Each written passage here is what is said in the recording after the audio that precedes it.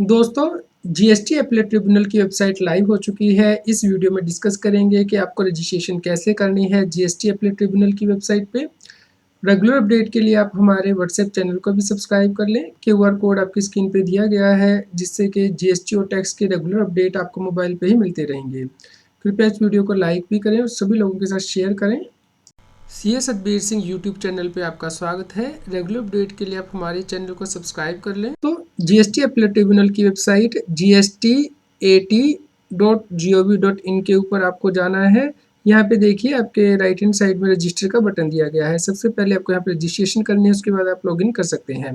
तो यदि आप रजिस्ट्रेशन बटन पे प्रेस करते हैं तो आपको चूज़ करना है कि क्या आप टैक्स पेयर के तौर पर रजिस्ट्रेशन करना चाहते हैं। तो उस केस में आपको अपना यहाँ पे जीएसटी नंबर एंटर करना है, जिसके बाद के फैच डिटेल पे प्रेस करेंगे तो आपका नेम जो जुरिडिक्शन फैच कर ली जाएगी।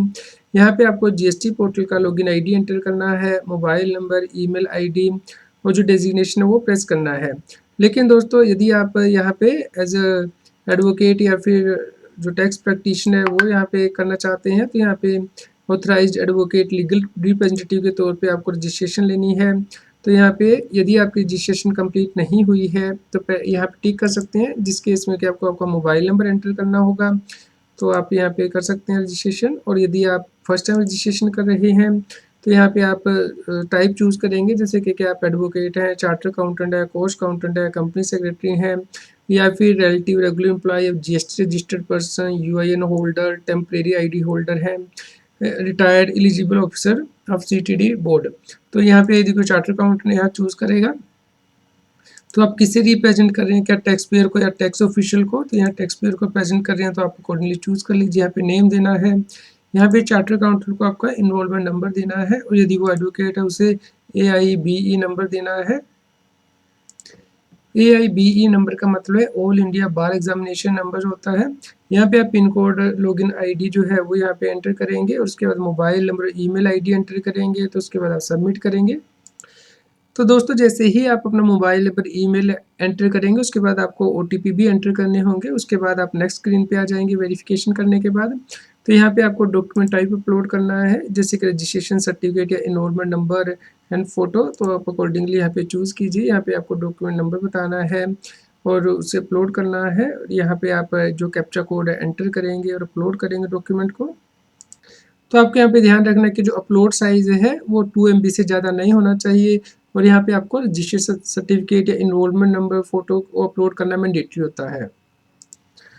तो दोस्तों, आपको यहाँ पे ध्यान रखना है कि जब आप ये डॉक्यूमेंट अपलोड करेंगे, रजिस्ट्रेशन सर्टिफिकेट या इनरोलमेंट नंबर, तो वो आपको यहाँ पे सिलेक्ट करना है, और यहाँ पे आप डॉक्यूमेंट नंबर टाइप करेंगे और ये आपको PDF फॉर्मेट में ही अपलोड करना है।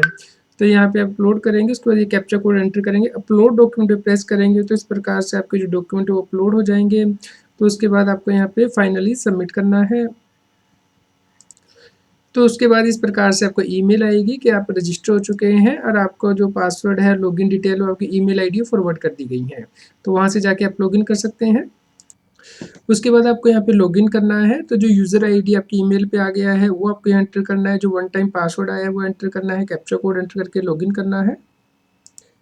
तो जैसे ही आप लॉगिन करेंगे, उसके बाद आपसे कहा जाएगा कि आप पुराना पासवर्ड एंटर कीजिए, नया पासवर्ड यहाँ पे एंटर करना है आपको। तो जो पुराना पासवर्ड आपको ईमेल पे मिला है वो आपको चेंज करना होगा लॉगिन करने के बाद।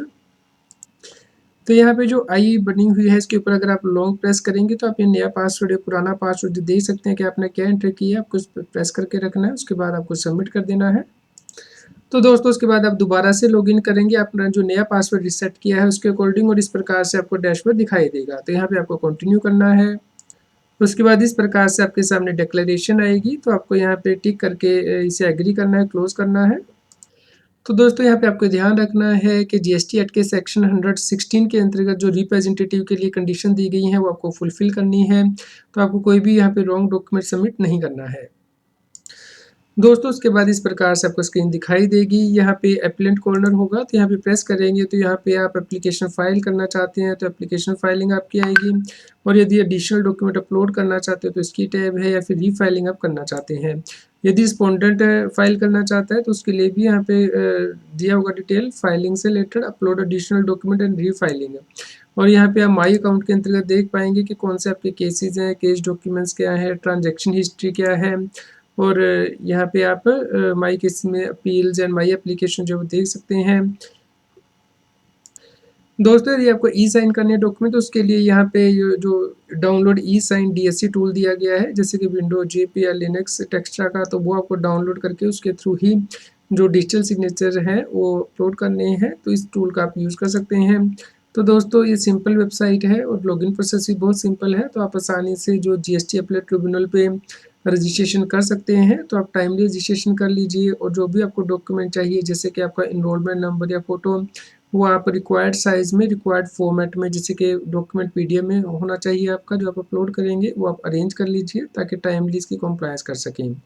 दोस्तों जैसे ही यहाँ पे कोई और अपडेट आता है GST अपीलेट ट्रिब्यूनल की वेबसाइट पे, वो हम आपको प्रोवाइड करेंगे। तो इन द मीनवाइल आप हमारे यूट्यूब चैनल को सब्सक्राइब कर लें और सभी लोगों के साथ ये अपडेट शेयर करें, क्योंकि जिन व्यक्तियों ने अपील फ़ाइल नहीं कर पाए हैं GST अपीलेट ट्रिब्यूनल के पास, वो यहाँ पे जाके अपील फ़ाइल कर पाएंगे। ऑनलाइन प्रोसीजर होगा, यहाँ पे आपको पेमेंट भी ऑनलाइन ही करनी होगी, जिसके लिए कि मैंने पहले ही आप लोगों को बता दिया है कि वो कैसे करना है।